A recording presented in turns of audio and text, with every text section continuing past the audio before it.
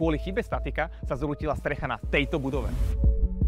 Toto je recenzia City Parku v Bratislave. Je to veľký rezidenčný komplex na Nivách v Bratislave, ktorý sa v minulosti staval pod názvom Trinity. Avšak, keď došlo v roku 2012 k zrúteniu strechy, nevedelo sa, či sa projekt dostavia. Problém bol, že nad garážami bol násyp hlíny, kde statik nevyrátal, že keď naprší, tak tá stavba už neudrží tú váhu vody. Táto chyba stála projekt okrem iného aj zlú povesť. Následne sa dostal k projektu iný generálny dodávateľ, a to Metrostav. Ten zmenil pôvodný názov na City Park a takisto zmenil aj čas plánovaného nákupného centra na byty a apartmány. V roku 2019 bol tento projekt dokončený s priemernými cenami 2200 eur za meter štvorcový. Nejde síce o žiaden architektonický skvost, ale je to veľmi obľúbené bývanie v perfektnej lokalite, odkiaľ to máš všade naskok. Takisto reštaurácie, potraviny, drogéria a obchody hneď v budove, ktoré tiež potešia. A takto sa z projektu, ktorý nemal vôbec dobrú povesť, stalo vyhľadávané bývanie so skoro 550 bytmi. A ak chceš, aby ti neunikla žiadna ďalšia recenzia projektu, tak mi hoď follow!